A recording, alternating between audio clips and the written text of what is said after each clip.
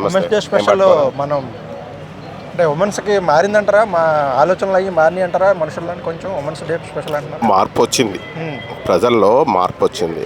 ఎందుకంటే నిజమైన పరివర్తన చెందుతున్నారు మనుషులు ఈ మధ్యన.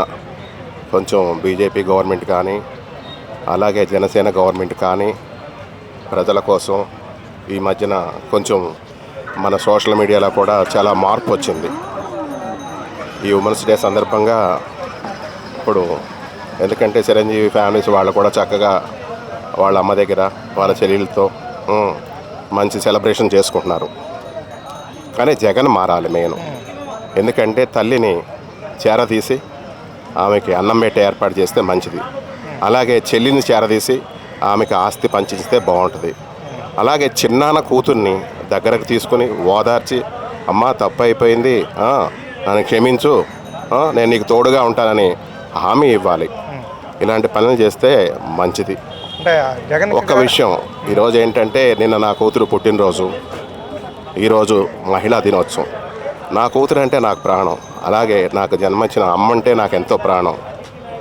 అమ్మ పోలికలతో పుట్టిన నా కూతురు అంటే ఇంకా చాలా చాలా ప్రాణం. మా చెల్లెలు ఉంది, మా చెల్లెలకి కొంత పొలం మాకుంది. మా ఆస్తిని ఆమెకు రాసిచ్చేసాం. అది నా కుటుంబం. నాది ఏలూరు దగ్గర పోనంగి, మా విలేజ్ కనుక్కోవచ్చు. జగన్ నీకన్నా పెద్ద కుటుంబం మాది. నువ్వేదో అనుకుంటున్నావు. నువ్వేంటంటే రౌడీ విజాలు, గుండా విజాలు, ఫ్యాషన్ విజాలు, కబ్జాలు ఇవన్నీ సంపాదించిన ఆస్తులు. మాది రాయల్టీగా సంపాదించిన ఫ్యామిలీ. ఇంకోటి ఏంటంటే మేము పూర్వనాడు నీ పులివెందుల నుంచి వచ్చిన కుటుంబమే మాది.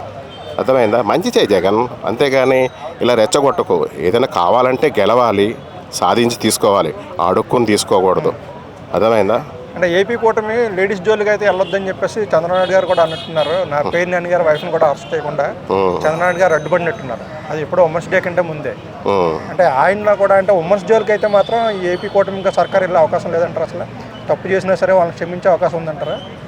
అంటే ఇప్పుడు రోజా కానీ శ్రీరెడ్డి కానీ వాళ్ళ జోలికి వెళ్ళదు ఇంకా చెప్పాలంటే. లేదు, వాళ్ళకి శిక్షించాలి. ఎందుకంటే ఏదో ఒక రూపంగా శిక్ష అనేది ఉండాలి, భయం అంటూ ఉండాలి.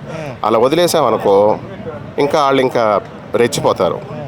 ఇప్పుడు శ్రీరెడ్డి పవన్ కళ్యాణ్ గారిని ఎంత దారుణంగా తిట్టింది. ఇవాళ ఏదో వీళ్ళ గవర్నమెంట్ వచ్చిందని అన్న తప్పు అయిపోయింది క్షమించన్నా అంటే ఎట్లా కుదురుతుంది? అది కరెక్ట్ కాదు కదా. మళ్ళీ వాళ్ళ గవర్నమెంట్ వస్తే మళ్ళీ రెచ్చిపోతారు. అమ్మ నువ్వు అనే ముందు ఆలోచించుకోవాలి, తొందరపడి అనొద్దు. ఇప్పుడు నేను పవన్ కళ్యాణ్ ఫ్యాన్ అయినా సరే దాన్ని నేను ఎవరిని పెడితే వాళ్ళని అనను, ఉన్న విషయాలే మాట్లాడతా. ఎందుకంటే ఆయన ఆశయాలు, ఆయన ఆదర్శాలు అన్నీ దగ్గరుండి చూసాము. ఆయన ఏ రూట్లో వెళ్ళినా ఆయన పార్టీ కోసం, ప్రజల కోసమే పనిచేస్తాడు తప్ప ఎవడో కోసం పనిచేయడు. అర్థమైందా? కొంచెం తెలుసుకోండి, ఆయన లోతుకి వెళ్ళండి. ఆయన ఏంటి, ఆయన ఎందుకు ఇదవుతున్నాడు. ఇంకా చాలామంది పబ్లిక్ చెప్తున్నా 21 సీట్లే తీసుకున్నాడు అంటారు. 21 సీట్లు ఎందుకు తీసుకున్నాడు? తగ్గాడు నెగ్గాడు. అర్థమైందా? 50 సీట్లు ఇచ్చినా వాడు ఆయన గెలిచేవాడు. అయినా సరే ఆయన అందరినీ గెలిపించడం కోసం, అందరినీ గెలవడం కోసం ఆయన తగ్గాడు.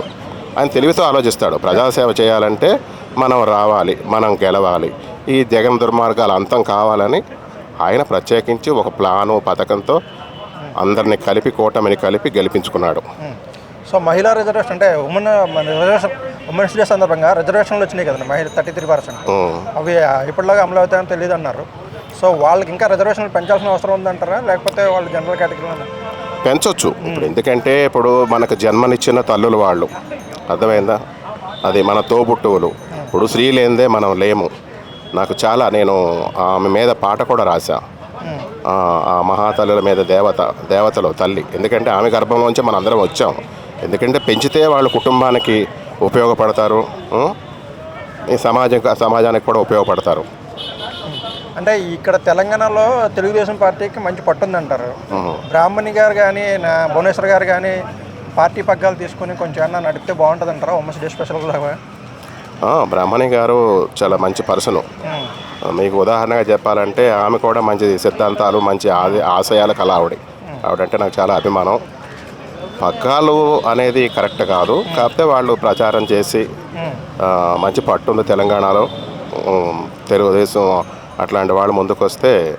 అంటే ఆయన చంద్రబాబు గారు జైల్లో ఉన్నప్పుడు కొంచెం బయటకు వచ్చి మాట్లాడారు కానీ మిగతా సమయంలో హౌస్ వైఫ్ లాగా ఉండిపోతూ ఉంటారు. వాళ్ళు కూడా బయటకు వచ్చి కొంచెం అంటే ఈ సేవ టైప్లోనూ లేదంటే రాజకీయాల్లో కొంచెం ముందుకెళ్తే బాగుంటుందని అనుకుంటారా? అంటే ఎందుకంటే ఆమె ఒక మంచి పర్సన్, మనకు తెలుసు సమాజం ఎక్కువ మాట్లాడదు, వల్గర్గా ఉండరు, ఒక పద్ధతిగా వెళ్ళే ఫ్యామిలీ. ఆమె అభిప్రాయం మీరు ఆమె ఎలా ఉండదు, కానీ ఏంటంటే మంచి డేరింగ్ పర్సను, చాలా గుడ్ పర్సన్ ఆమె. ఎందుకంటే ఆమె ఏ నిర్ణయం తీసుకున్నా బాగుంటుంది. గతంలో టీడీపీ గవర్నమెంట్ వచ్చినప్పుడు విదేశాల నుంచి పెద్ద పెద్ద పారిశ్రామికవేత్తలు వచ్చినప్పుడు ఆ స్టేజ్ల మీద మాట్లాడిన విధానాలు అవన్నీ చూశాను కాబట్టి ఆమె గురించి ఇంతగానో చెప్పటం.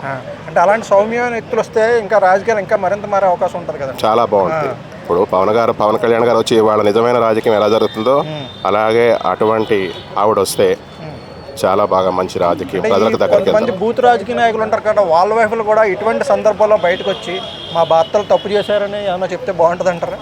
ఇప్పుడు కొంచెం బూత్ రాజకీయాలు చేసే రాజకీయ నాయకులు ఉంటారు కదా, ఎక్కువ బూతులు మాట్లాడే రాజకీయ నాయకులు, తప్పులు చేశారు, వాళ్ళ భార్యలు కొంచెం ముందుకు వచ్చి మా భర్తలు తప్పు చేశారని చెప్పేసి ఇలాంటి సందర్భాల్లో సారీ చెప్తే బాగుంటుంది. ఇప్పుడు ఇలాంటి సందర్భాల్లో ఇప్పుడు ఇవాళ ఉమెన్స్ డే సందర్భంగా అమ్మ నెక్స్ట్ మీరు వచ్చి ప్రెస్ మీట్కో ప్రెస్ ఛానళ్ళ ముందుకు ఎక్కడికైనా వచ్చి అయ్యా తప్పు అయిపోయింది, మా వాళ్ళు ఇలా తప్పులు చేశారు, మమ్మల్ని క్షమించండి, ఇక నుంచి అలా చేయం.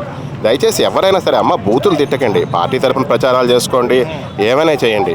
అంతేగాని ఎవరైనా తిట్టమన్నారని చెప్పేసి అలా మీకు తిట్టేసేటోళ్ళు, వాళ్ళకి ఏదో లక్షలో కోట్లు ఇచ్చారని చెప్పేసి వాళ్ళకి పలక్కండి. రేపొద్దు నీ పబ్లిక్లో మీకు వాల్యూ ఉంటుందా మెయిన్ అది తెలుసుకోండి. మీ వాల్యూని, మీ కుటుంబ వాల్యూని మీ కాపాడుకోండి. కొంచెం స్పెషల్గా పేర్లు మెన్షన్ చేసి చెప్పాలంటే ఏ రాజకీయ నాయకుల భార్యలు బయటకు వచ్చి చెప్తే బాగుంటుంది మీరు అంటారు? అది ఏ రాజకీయమైనా, ఈ రాజకీయం ఆ రాజకీయం కాకుండా, ఎందుకంటే ఇప్పుడు మహిళా దినోత్సవం ఈరోజు సందర్భంగా చెప్తున్నాను నేను. ఎందుకంటే ప్రత్యేకించి టీడీపీ అనే, జనసేన అనే, లేదా వైఎస్ఆర్సీపీ అని, మెయిన్ ఏంటంటే వైఎస్ఆర్సీపీలో ఇది జరిగింది. ఇంతకుముందు ఇలా ఇంత వరస్ట్గా ప్రవర్తించిన వాళ్ళు ఎవరు లేరు. ఎందుకంటే జగన్కి మంచి మానవత్వం, నీతి నిజాయితీలు, ప్రజలు అభిమానం ఇట్లాంటి అతనికి ఉండదు. అంతా కమర్షియల్ మైండ్.